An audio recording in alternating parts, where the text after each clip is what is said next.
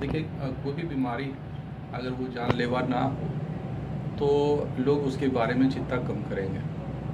ये भी एक गंभीर बीमारी है और ये मुख्यतः दो तरह की होती है। इसका पहला फेज़ वो होता है जब बच्चों में इसकी शुरुआत होती है। उसमें आयु वर्ग 5 से 15 साल जो है कॉमन उम्र होता है जहाँ ये शुरू होती है।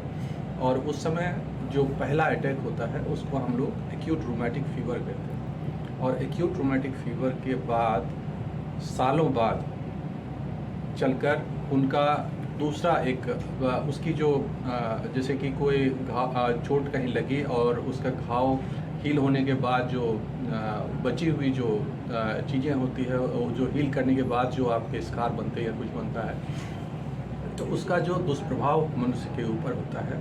तो एक एक्यूट स्टेज होता है, दूसरा क्रोनिक स्टेज होता है। एक्यूट स्टेज यूजुअली बच्चों में 5 से 15 साल के आयु वर्ग में होता है।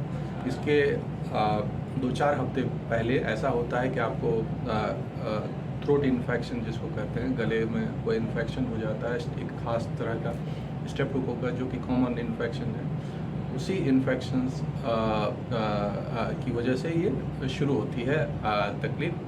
और उसके बाद आपको बताया कि एक्यूट स्टेज पे हार्ट में सूजन हो जाता है, वाल्व के अंदर सूजन हो जाता है और वो लीक करने लगता है और जोड़ों में तकलीफ़ हो जाती है, चमड़े में कुछ दिक्कत हो जाती है और चमड़े में दिक्कत के अलावा कई सारे दिमाग पे भी इसका असर होता है जो कोरिया की तरह लोग उसको कहते हैं।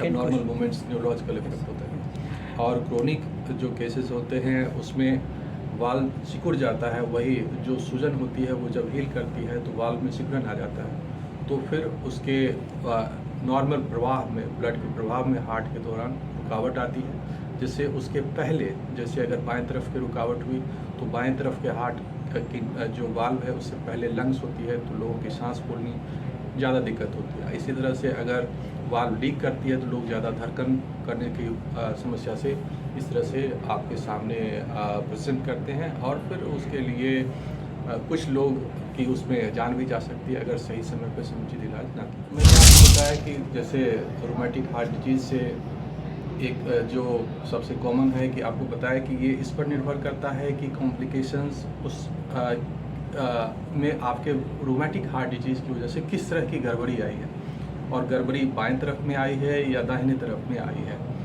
अगर मान लीजिए कि सिर्फ दाहिने तरफ आई जो कि बहुत ही रेयर है, ऐसा होता बहुत रेयरेस्ट ऑफ रेयर कंडीशन में हो सकता है। यूजुअली होता है जो बाएं तरफ के वाल्व होते हैं वो ज़्यादातर अफेक्टेड होते हैं, उसमें एओर्टिक वाल्व होते हैं और दूसरा जो है माइट्रल वाल्व होते हैं, वो बाएं तरफ की वाल्व है। और ये ज़्यादा इफेक्टिव इसलिए होता है क्योंकि ये हाई प्रेशर चैम्बर्स हैं और हाई प्रेशर की वजह से उसका दुष्प्रभाव थोड़ा, प्रेशर ज़्यादा हैंडल करता है उसका दुष्प्रभाव भी ज़्यादा होता है। तो उसके साइड इफ़ेक्ट क्या होते हैं, जैसे मैंने कहा कि एक ये हो सकती है कि जो वाल्व में सिकुड़न आ जाए या लीक करने लगे तो लोगों को सांस फूलता है चलने में, या धड़कन बढ़ जाती है। और धड़कन भी कभी कभी ये हार्ट का चैम्बर कुछ बड़ा हो जाता है तो धड़कन की गति जो है वो अनियंत्रित हो जाती है और अनियंत्रित होने की वजह से भी मरीजों को दिक्कत होती है। और हार्ट के जो अपर एट्रियल चैम्बर कहते हैं, लेफ्ट एट्रियल चैम्बर, अगर उसमें ये वो बड़ा हो जाता है और उसके धड़कन जो है अनियंत्रित हो जाती है तो उसमें खून के थक्के जमने लगते हैं और वो थक्के जो है हार्ट से निकलकर अलग अलग शरीर के हिस्सों में जा सकता है, जैसे कि आपको स्ट्रोक हो सकता है, आपकी नसों में जा सकती है, पैर और हाथ की नसों में चली जाए तो सड़न उसमें शुरू हो जाती है। और अगर मान लिया जाए कि कोई ज़्यादा बड़ा थक्का अगर निकल गया तो वो जानलेवा भी हो सकता है। तो इस तरह से आपको तकलीफ़ अलग अलग कॉम्प्लिकेशंस हो सकते हैं आपके रोमेटिक हार्ट डिजीज़। देखिए हमारी जो इससे वैसे तो बहुत सीधे संबंध नहीं होता है कि आपका जो है डाइट में क्या संबंध है, लेकिन इसमें 2-3 चीज़ें समझने की बात है। जैसे अगर रोमेटिक हार्ट डिजीज़ देखें तो भारतीयों में यानी कि अंडर डेवलप्ड कंट्री जहाँ पर है वहाँ ज़्यादा ये बीमारियाँ पाई जाती हैं। और जो डेवलप्ड कंट्री है जैसे अमेरिका, इंग्लैंड, वहाँ ये जो है कम लोगों में पाई जाती है। उसकी वजह क्या होती है? खान पान और रहन सहन। उसमें रहन सहन में क्या होता है कि हम लोग चूँकि आबादी ज़्यादा है और साफ़ सफाई की व्यवस्था कम होती है और साफ़ व्यवस्था और साफ़ सफाई की व्यवस्था कम होने और छोटे कमरे में ज़्यादा लोगों के रहने की वजह से, जिसको ओवर क्राउडिंग कहते हैं, और गरीबी उसकी वजह से एक जगह लोग रहते हैं तो ज़्यादा गरीब, और इस तरह से इन्फेक्शन जो है जो सोर थ्रोट इन्फेक्शन एक दूसरे में बहुत कॉमनली फैल जाता है। तो इसीलिए ये जो लोग हैं ज़्यादा प्रोन है। ऐसे डाइटरी कोई इफेक्ट है, डायरेक्ट तो उसका कोई स्रोत नहीं है, लेकिन अगर आपकी इम्यूनिटी बेहतर हो, साफ़ सफाई बेहतर हो तो, और हरी फल सब्जियां अगर ज़्यादा आप खाते हैं, आपकी इम्यून, और रोज़ नियमित आप टहलते हैं और बड़े कमरों में, छोटे कमरे में कम लोग रहते हैं और आपके रख रखाव अगर सही हो तो इस पर काबू पा सकते हैं। और विदेश में लोगों ने मानवीय विकास के साथ इस पर काबू भी पाया है। फोर्थ है, लास्ट है, common heart healthy vegetable every must have.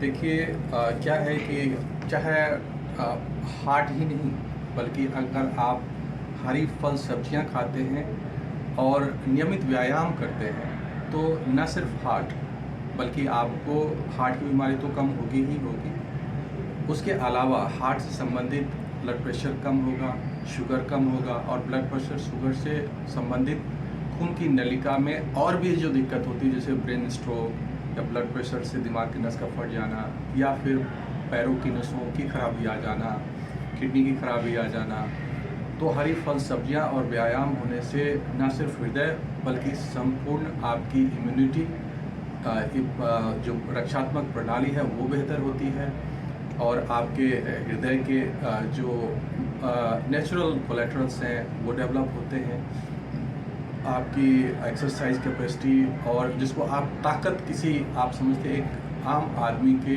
लोगों में अक्सर ये भावना होती है कि हम क्या खाएं कि ताकत बढ़ जाए, तो वो लोग जो खाने से जितना ताकत का संबंध है उससे कहीं ज़्यादा संबंध एक्सरसाइज से है। तो न सिर्फ खान पान, हरी फल सब्जियां खानी चाहिए, कोई भी ग्रीन वेजिटेबल, एक्सेप्ट कि जब आपको खून पतला करने वाली कुछ दवाएं दी जाती है हृदय में, जबकि आपकी धड़कन इरेगुलर हो जाती है, तो उसमें हरी सब्जियों को हम लोग मना करते हैं। बाकी ज़्यादातर जो लोग हैं उसमें हरी फल सब्जियां लोगों को लेना चाहिए, कोई भी हरी सब्जियां लेनी चाहिए, फल कोई भी जो मौसमी सीजनल फ्रूट्स आपको आसानी से शुद्ध मिल सकता है वो आप किसी का भी सेवन कर सकते हैं, और 30 से 45 मिनट नियमित व्यायाम करना चाहिए। इससे आप अपने स्वास्थ्य को बेहतर बना सकते हैं।